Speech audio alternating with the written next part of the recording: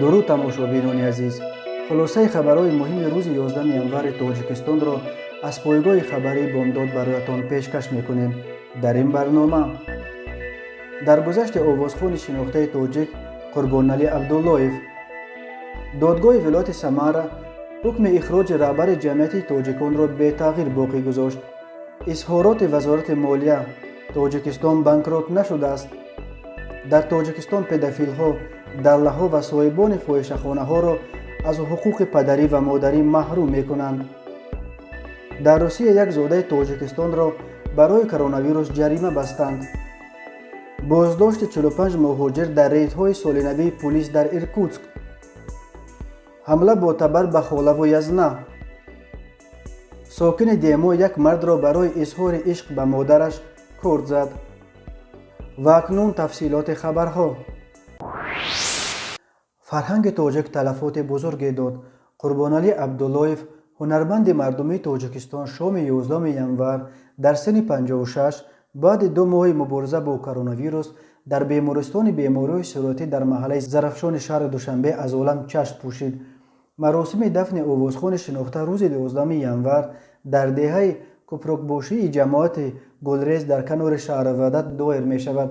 шоираи Раимҷон, шоираи тоҷик гуфтааст, ки Қурбоналӣ Абдуллоев тақрибан 2 моҳ боз зери дастгоҳи нафаскашии сонӣ қарор дошт ва 2 ҳафтаи охир пурра дар ҳуҷраи эҳё буд. Қурбоналӣ Абдуллоев соли 1963 дар ноҳияи Файзобод ба дунё омада, соли 1987 донишкадаи санъат ба номи Мирзо Турсунзодаро хатм кард. Қурбоналӣ Абдуллоев бахусус дар хондани таронаҳои мардумӣ чирадаст буд ва таронаҳои шоҳкоре чун «Занги телефон», «Алвидо», «Қишлоқи ман», «Модар», «Хоки ватан» дар ёди мухлисонаш боқӣ мемонанд. ӯро соли 2015 бо ҳамагӣ 630 сомонӣ нафақа аз ансамбли дарёи Кумитаи радио ва телевизион ба нафақа гусел карда буданд. бино ба иттилои радиои Озодӣ, Қурбоналӣ Абдуллоев баъди бознишаста шудан ба назди наздиконаш ба шаҳри Краснодари Русия кӯчид.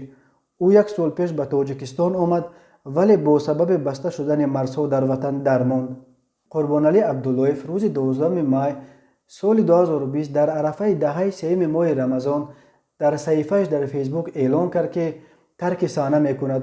ӯ навишт: имрӯз банда ба қароре омадам, ки саҳнаи калон ва ҳунари овозхониро тарк менамоям. қарорам қатъист. аз ҳама азизону ҳамкасбон ва мухлисон ташаккур мекунам. дар ин муддати умр аз нафароне ки озорашон додам бисёр узр металабам. умед дорам, ки дар моҳи шарифи Рамазон ва даҳаи мағфират маро мебахшед. боқӣ Аллоҳ нигаҳбонатон. омин.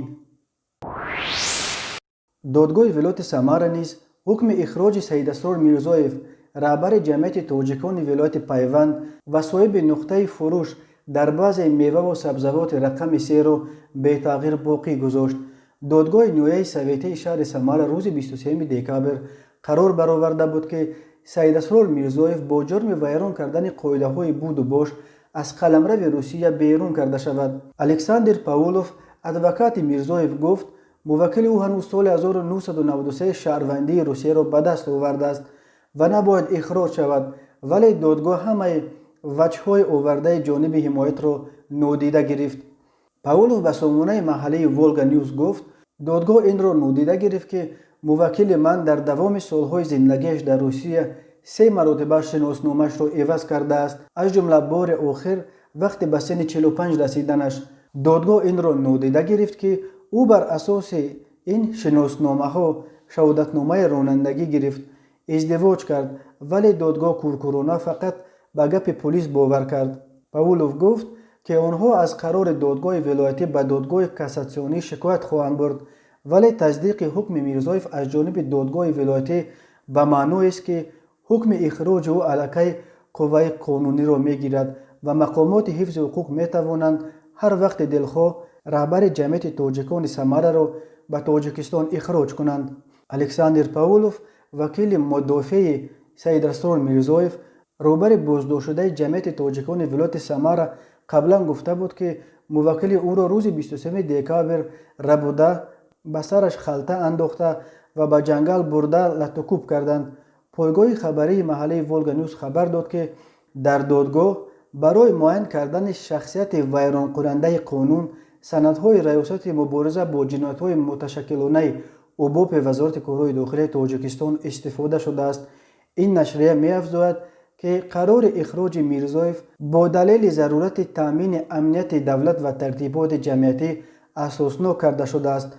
اما داوود میرزایف، برادر سید اسرار میرزایف، بازداشت او را کار یک دسته گروه از تاجیکان منفعتخواه و حاجی‌های پولدار نامید که می‌خواستند عربکش‌های تاجیک را در بعضی رقم 3 انداز ببندند.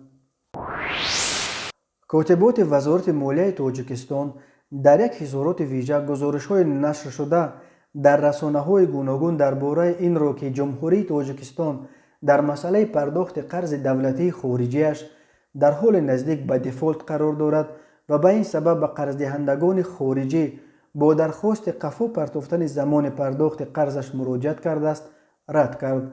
وزارت مالیه گفت تاجیکستان در حقیقت به تشبث کشورهای 20 گانه بزرگ در مورد مراتوری پرداخت قرض خارجی کشورهای در حال رشد همراه شد، ولی هدف اساسی از پیوستن به این تشبث سبک کردن پیامدهای بحران توسط مبارزه با کرونا ویروس، روانه کردن خراجات دولتی است، نه خلاصی از بار قرض‌های بر وضعیت مالیوی کشور طوری که در گزارش‌های نشر شده تصویر می شود.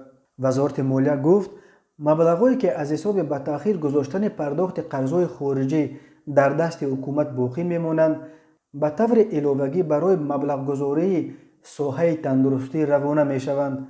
وزارت مالیه تاجیکستان می گوید تا امروز تمام عهدهدارهای کشور جهت خدمت رسانی قرض خارجی سر وقت و پوره اجرا شدند که آن را تمام شریکان رشد و نهادهای بین المللی مالیوی می توانند تصدیق کنند. تاجیکستان در چارچوب تشبث G20 که ماه اپریل سال 2020 قبول شد، علاقه 46 کشور به آن پیوستند.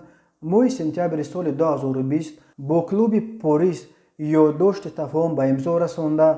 بر اساس آن نایل شده است که پرداخت قرضهایش به اکسیم بانک خطای و بنیاد رشد کویت به مبلغ 43 میلیون دلار و بانک رشد آلمان به مبلغ 363,000 یورو به تأخیر گذارد. قرض خارجی تاجیکستان تا 1 اکتبر سال 2020 به 3 میلیارد و 163 میلیون دلار رسید که این 36.9% از حجم عمومی مجموع محصولات داخلی این کشور را تشکیل می دهد.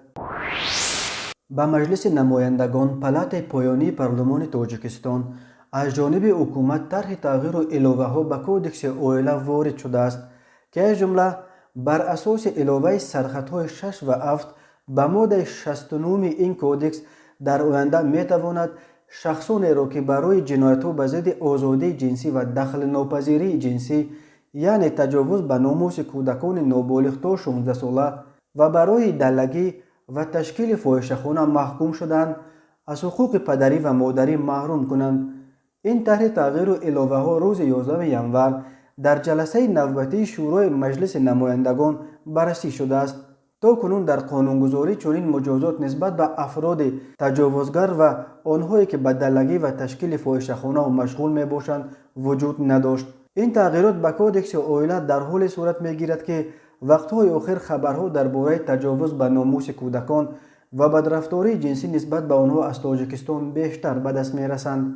اخیراً نمایندگان 54 سازمان غیر دولتی از رهبران تاجیکستان خواستند تا جزا برای تجاوز به ناموس نابالغان را سخت‌تر کرده نگذارند که چنین افراد با جزای سبک از جوابگری خلاص شوند. چند پیش دادگاه ایسار یک مرد متهم به تجاوز به ناموس دختر 12 ساله را بر اساس قانون آزاد کرده و دادگاه نوعه رودکی یک جوان را برای حرکت‌های بداخلاقانه نسبت به یک پسرچه 11 ساله تنها جریمه بست. این دو حکم دادگاه موج واکنش‌های منفی را در جامعه به بار آورد و مردم چنین به اصطلاح رمدلی دادرسا نسبت به تجاوزکاران را به باد شدید انتقاد کشیدند. در حالی که در روسیه تعطیلات سال نو ادامه داشت، از 4 تا 10 ژانویه در شهر ایرکوتسک از جمله در بازارهای این شهر پلیس ریدهای ویژه جهت تفتیش قانونیت بود و باش مهاجران خارجی دایر کرده است. خدمات مطبوعات سرریاست کارهای داخلی ولایت ایرکوتسک گفت این ریدها رو کارمندان اداره مهاجرت خارجی یکجایی با مرکز مبارزه با اکستریمیسم، نیروهای آمان و روزگواردیا برگزار کرده در مجموع تا کجا قانونی بودن بود و باش 208 شهروند خارجی را سنجیدند. در نتیجه سنجش ها 6 مورد ثبت نام قلبکی شهروندان خارجی آشکار کرده شد. نسبت به ویران کنندگان قاعده های بود و باش 45 پروتکل مأموری ترتیب داده شد. همچنین معین کرده شد که در ورقه زمان ورود یک شهروند 42 ساله قرقیزستان و یک شهروند 23 ساله تاجیکستان به قلمرو روسیه علامت‌های تقلب مشاهده می شود. گفته می شود در این اطلاعیه پلیس در ویدیویی که خدمات مطبوعات پلیس ولایت ایرکوتسک نشر کرد دیده می شود که در بین مهاجران بازداشت شده شهروندان آسیای مرکزی از جمله مهاجران از تاجیکستان نیز زیادند. دادگاه ناحیه لنین شهر اورنبورگ روسیه یک مرد زاده تاجیکستان را که با پرواز خجل مسکو وارد روسیه شده بود برای اجرا نکردن طلبات بهداشتی و سر وقت نسپردن تشخیص کرونا ویروس به مبلغ 7500 روبل جریمه بست. طبق مقررات بهداشتی که در روسیه جاری شده است هر نفری که از خارجه وارد روسیه می شود باید در ظرف 3 روز بعد آمدنش از تشخیص کرونا ویروس گذشته نتیجه هاش را در صحیفه خود در سامانه دولتی گوسوسلوگی جای کند. مردی که از تاجیکستان آمده است در آن گناهکار دانسته شد که این مقررات را اجرا نکرده است و در ظرف 3 روز بعد آمدنش تست کرونا ویروس نسپرده است و معلومات را در سامانه گوسوسلوگی جای نکرده است. این مرد از کرده اظهار پشیمانی کرده هنوز تا به بررسی پروندهش در دادگاه از تشخیص گذشت و معلومات را در گوسوسلوگی هم جای کرد، ولی دادگاه هرچند این را حالت سبک کننده ارزیابی کرد ولی باز هم آن مرد را در قانون ویرانکنی مأموری گناهکار دانست و جریمه بست. شماره گرفتاران کرونا ویروس در روسیه تا 11 ینور به 3,370,000 نفر رسیده. این ویروس تا امروز سبب مرگ قریب 61,000 نفر در این کشور شده است. تنها در یک شبانه روز آخر در روسیه 22,540 حالت نو گرفتاری به کرونا ویروس ثبت شده، 440,000 نفر از این ویروس جان باختند. روسیه از لحاظ مقیاس پنجشوی کرونا ویروس در بین کشورهای شوروی سابق در جای اول و در دنیا بعد امریکا، هندوستان و برزیل در زینه 4 جای گرفته است. مرد 27 ساله ساکن شهر وحدت با گمان سوءقصد به آدمکشی دستگیر کرده شد. وزارت کارهای داخله گفت که او شب 2 ینور تخمینا ساعت 02:55 از روی خصومت شخصی به خانه خاله 59 سالش به جامعات چارگلتپه نویه رودکی رفته با تبر یک مرتبه به سر خالش و یک مرتبه به سر شوهر نیز 59 ساله خالش زده است. در نتیجه زن و شوهر هر دو جراحت‌های وزنی جسمانی برداشته در بیمارخانه بستری گردیدند. یک جوان 20 ساله ساکن جماعت دهمای نوحه جبار رسولوف به گمان قصداً رسانیدن ضرر وزنی به سلامتی دستگیر کرده شد. وزارت کارهای داخله گفت که او تخمینا ساعت 12:30 شب 2 ینور در حدود دهه گلستان با مرد 33 ساله ساکن جماعت دهمای وا خورده 2 مرتبه به شکم او کارد زده است. در نتیجه جبری دیده جراحت وزنی جسمانی برداشته در بیمارخانه بستری گردیده است. سبب مناقشه این شده است که گویا جبری دیده به مادر 45 ساله حملگر زنگ زده خواهش کرده است که با او مناسبت عاشقانه نماید. نسبت گمانبر شده پرونده جنایتی آغاز کرده شده است. این بود چند خبر روز. خبرهای بیشتر را در سامانه بامداد پیدا کنید. خوش باشید.